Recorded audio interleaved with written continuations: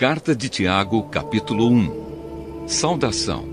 Eu, Tiago, servo de Deus e do Senhor Jesus Cristo, envio saudações a todo o povo de Deus espalhado pelo mundo inteiro. Fé e sabedoria. Meus irmãos, sintam-se felizes quando passarem por todo tipo de aflições, pois vocês sabem que quando a sua fé vence essas provações, ela produz perseverança. Que essa perseverança seja perfeita, a fim de que vocês sejam maduros e corretos, não falhando em nada. Mas se alguém tem falta de sabedoria, peça a Deus, e Ele a dará, porque é generoso e dá com bondade a todos. Porém, peçam com fé e não duvidem de modo nenhum, pois quem duvida é como as ondas do mar, que o vento leva de um lado para o outro. Quem é assim, não pense que vai receber alguma coisa do Senhor, pois não tem firmeza e nunca sabe o que deve fazer. Pobreza e riqueza. O irmão que é pobre deve ficar contente quando Deus faz com que melhore de vida. E quem é rico deve sentir o mesmo quando Deus faz com que piore de vida. Pois quem é rico desaparecerá como a flor da erva do campo. Quando o sol brilha forte e o seu calor queima a planta, aí a flor cai e a sua beleza é destruída. Do mesmo modo, quem é rico será destruído no meio dos seus negócios. Provas e tentações. Feliz é aquele que nas aflições continua fiel, porque depois de sair aprovado dessas aflições, receberá como prêmio a vida que Deus promete aos que o amam. Quando alguém for tentado, não diga, esta tentação vem de Deus, pois Deus não pode ser tentado pelo mal, e Ele mesmo não tenta ninguém. Mas as pessoas são tentadas quando são atraídas e enganadas pelos seus próprios maus desejos. Então esses desejos fazem com que o pecado nasça, e o pecado, quando já está maduro, produz a morte. Não se enganem, meus queridos irmãos. Tudo de bom que recebemos e tudo o que é perfeito vem do céu, vem de Deus, o Criador das luzes do céu. Ele não muda nem varia de posição, o que causaria a escuridão. Pela sua própria vontade, Ele fez com que nós nascêssemos, por meio da palavra da verdade, a fim de ocuparmos o primeiro lugar entre todas as suas criaturas. Ouvir e fazer. Lembrem disto, meus queridos irmãos. Cada um esteja pronto para ouvir, mas demore para falar e ficar com raiva. Porque a raiva humana não produz o que Deus aprova. Portanto, deixem todo costume imoral e toda má conduta. Aceitem com humildade a mensagem que Deus planta no coração de vocês, a qual pode salvá-los. Não se enganem. Não sejam apenas ouvintes dessa mensagem, mas a ponham em prática, porque aquele que ouve a mensagem e não a põe em prática é como uma pessoa que olha no espelho e vê como é. Dá uma boa olhada, depois vai embora e logo esquece a sua aparência. O Evangelho é a lei perfeita que dá liberdade às pessoas. Se alguém examina bem essa lei e não a esquece, mas a põe em prática, Deus vai abençoar tudo o que essa pessoa fizer. Alguém está pensando que é religioso? Se não souber controlar a língua, a sua religião não vale nada, e ele está enganando a si mesmo. Para Deus, o Pai, a religião pura e verdadeira é esta: ajudar os órfãos e as viúvas nas suas aflições e não se manchar com as coisas más deste mundo. Carta de Tiago, capítulo 2. Tratamento igual para todos. Meus irmãos, vocês que creem no nosso glorioso Senhor Jesus Cristo, nunca tratem as pessoas de modo diferente por causa da aparência delas. Por exemplo, entra na reunião de vocês um homem com anéis de ouro e bem vestido, e entra também outro, pobre e vestindo roupas velhas. Digamos que vocês tratam melhor o que está bem vestido e dizem: este é o melhor lugar, sente-se aqui. Mas dizem ao pobre: fique de pé, ou sente-se aí no chão perto dos meus pés. Nesse caso, vocês estão fazendo diferença entre vocês mesmos e estão se baseando em maus motivos para julgar o valor dos outros. Escutem, meus queridos irmãos. Deus escolheu os pobres deste mundo para serem ricos na fé e para possuírem o reino que Ele prometeu aos que o amam. No entanto, vocês desprezam os pobres. Por acaso não são os ricos que exploram vocês e os arrastam para serem julgados nos tribunais? São eles que falam mal do bom nome que Deus deu a vocês. Se vocês obedecerem à lei do reino, estarão fazendo o que devem, pois nas Escrituras Sagradas está escrito: ame os outros como você ama a você mesmo. Mas se vocês tratam as pessoas pela aparência, estão pecando, e a lei os condena como culpados, porque quem quebra um só mandamento da lei é culpado de quebrar todos. Pois o mesmo que disse, não cometa adultério, também disse, não mate. Mesmo que você não cometa adultério, será culpado de quebrar a lei se matar. Falem e vivam como pessoas que serão julgadas pela lei que nos dá a liberdade. Quando Deus julgar, não terá misericórdia das pessoas que não tiveram misericórdia dos outros. Mas as pessoas que tiveram misericórdia dos outros não serão condenadas no dia do juízo final. Fé e ação. Meus irmãos, que adianta alguém dizer que tem fé se ela não vier acompanhada de ações? Será que essa fé pode salvá-lo? Por exemplo, pode haver irmãos ou irmãs que precisam de roupa e que não têm nada para comer. Se vocês não lhes dão o que eles precisam para viver, não adianta nada dizer que Deus os abençoe, vistam agasalhos e comam bem. Portanto, a fé é assim. Se não vier acompanhada de ações, é coisa morta. Mas alguém poderá dizer, você tem fé e eu tenho ações.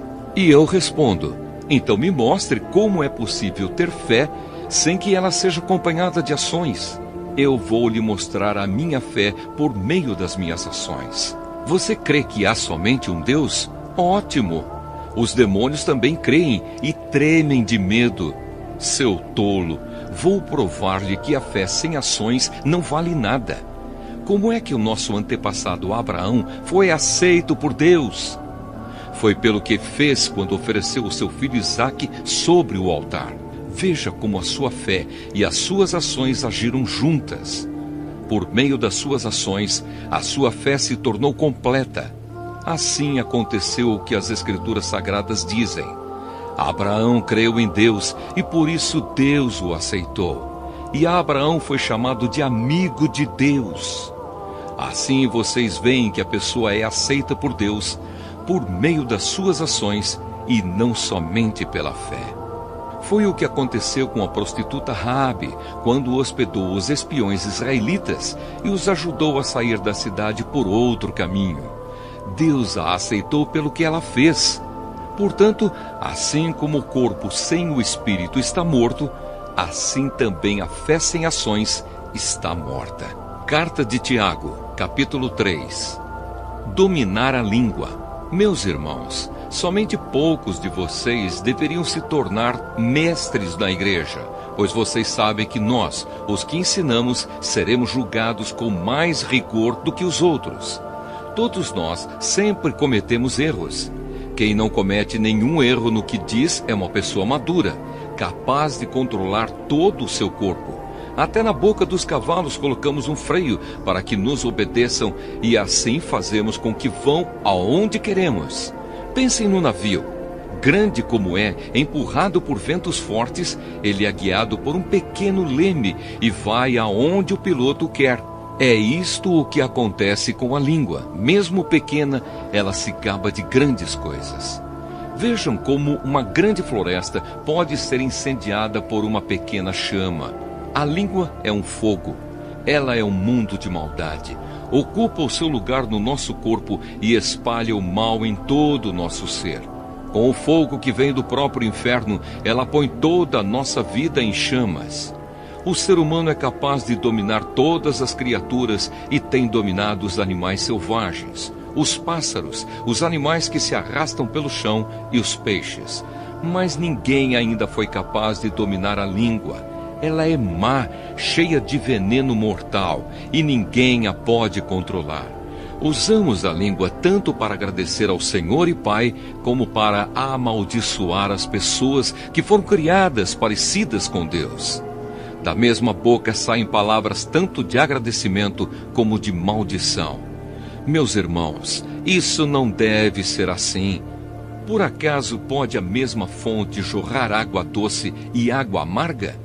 Meus irmãos, por acaso pode uma figueira dar azeitonas ou um pé de uva dar figos? Assim também, uma fonte de água salgada não pode dar água doce. A verdadeira sabedoria. Existe entre vocês alguém que seja sábio e inteligente?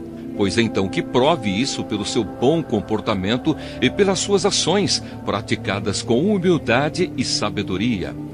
Mas se no coração de vocês existe inveja, amargura e egoísmo, então não mintam contra a verdade, gabando-se de serem sábios. Essa espécie de sabedoria não vem do céu, ela é deste mundo, é da natureza humana e é diabólica. Pois onde há inveja e egoísmo, há também confusão e todo tipo de coisas más. A sabedoria que vem do céu é antes de tudo pura, e é também pacífica, bondosa e amigável. Ela é cheia de misericórdia, produz uma colheita de boas ações, não trata os outros pela sua aparência e é livre de fingimento. Pois a bondade é a colheita produzida pelas sementes que foram plantadas pelos que trabalham em favor da paz. Carta de Tiago, capítulo 4. Amizade com o mundo. De onde vêm as lutas e as brigas entre vocês? Elas vêm dos maus desejos que estão sempre lutando dentro de vocês. Vocês querem muitas coisas, mas como não podem tê-las, estão prontos até para matar a fim de consegui-las. Vocês as desejam ardentemente, mas como não conseguem possuí-las, brigam e lutam. Não conseguem o que querem porque não pedem a Deus, e quando pedem, não recebem porque os seus motivos são maus. Vocês pedem coisas a fim de usá-las para os seus próprios prazeres. Gente infiel, será que vocês não sabem que ser amigo do mundo é ser inimigo de Deus? Quem quiser ser amigo do mundo se torna inimigo de Deus. Não pensem que não quer dizer nada esta passagem das Escrituras Sagradas. O Espírito que Deus pôs em nós está cheio de desejos violentos. Porém, a bondade que Deus mostra é ainda mais forte, pois as Escrituras Sagradas dizem: Deus é contra os orgulhosos, mas é bondoso com os humildes. Portanto, obedeçam a Deus e enfrentem o diabo, que ele fugirá de vocês. Cheguem perto de Deus e ele chegará perto de vocês. Lavem as mãos, pecadores. Limpem o coração, hipócritas. Fiquem tristes, gritem e chorem. Mudem as suas risadas em choro e a sua alegria em tristeza. Humilhem-se diante do Senhor e Ele os colocará numa posição de honra. O hábito de julgar os outros. Meus irmãos, não falem mal uns dos outros. Quem fala mal do seu irmão em Cristo ou o julga, está falando mal da lei e julgando-a. Pois se você julga a lei, então já não é uma pessoa que obedece à lei, mas é alguém que a julga. Deus é o único que faz as leis e o único juiz. Só Ele pode salvar ou destruir. Quem você pensa que é para julgar os outros? O futuro a Deus pertence. Agora escutem, vocês que dizem: hoje ou amanhã iremos a tal cidade e ali ficaremos um ano fazendo negócios e ganhando muito dinheiro. Vocês não sabem como será a sua vida amanhã, pois vocês são como uma neblina passageira, que aparece por algum tempo e logo depois desaparece. O que vocês deveriam dizer é isto: se Deus quiser, estaremos vivos e faremos isto ou aquilo. Porém vocês são orgulhosos e vivem se gabando. Todo esse orgulho é mau. Portanto, comete pecado a pessoa que sabe fazer o bem e não faz. Carta de Tiago, capítulo 5. Aviso aos ricos. Agora, ricos, escutem. Chorem e gritem pelas desgraças que vocês vão sofrer. As suas riquezas estão podres, e as suas roupas finas estão comidas pelas traças. O seu ouro e a sua prata estão cobertos de ferrugem, e essa ferrugem será testemunha contra vocês, e como fogo comerá o corpo de vocês. Nestes últimos tempos vocês têm amontoado riquezas, e não têm pago os salários das pessoas que trabalham nos seus campos. Escutem as suas reclamações. Os gritos dos que trabalham nas colheitas têm chegado até os ouvidos de Deus, o Senhor Todo-Poderoso. Vocês têm tido uma vida de luxo e prazeres aqui na terra e estão gordos como gado pronto para o matadouro. Vocês têm condenado e matado os inocentes e eles não podem fazer nada contra vocês. Vários conselhos. Por isso, irmãos, tenham paciência até que o Senhor venha. Vejam como o lavrador espera com paciência que a sua terra dê colheitas preciosas. Ele espera pacientemente pelas chuvas do outono e da primavera. Vocês também precisam ter paciência. Não desanimem, pois o Senhor virá logo. Irmãos, não se queixem uns dos outros para não serem julgados por Deus. O juiz está perto, pronto para vir. Lembrem dos profetas que falaram em nome do Senhor e os tomem como exemplo de paciência nos momentos de sofrimento. E nós achamos que eles foram felizes por terem suportado o sofrimento com paciência. Vocês têm ouvido a respeito da paciência de Jó e sabem como no final Deus o abençoou, porque o Senhor é cheio de bondade e de misericórdia. Acima de tudo, meus irmãos, quando vocês prometerem alguma coisa, não jurem pelo céu, nem pela terra, nem por nada mais. Digam somente sim, quando for sim, e não, quando for não, para que Deus não os condene. Se algum de vocês está sofrendo, ore. Se alguém está contente, cante hinos de agradecimento. Se alguém de vocês estiver doente, que chame os presbíteros da igreja para que façam oração e ponham azeite na cabeça dessa pessoa em nome do Senhor. Essa oração feita com fé salvará a pessoa doente. O Senhor lhe dará saúde e perdoará os pecados que tiver cometido. Portanto, confessem os seus pecados uns aos outros e façam oração uns pelos outros para que vocês sejam curados. A oração de uma pessoa obediente a Deus tem muito poder. O profeta Elias era um ser humano como nós. Ele orou com fervor para que não chovesse e durante 3 anos e meio não choveu sobre a terra. Depois orou outra vez. E então choveu, e a terra deu a sua colheita.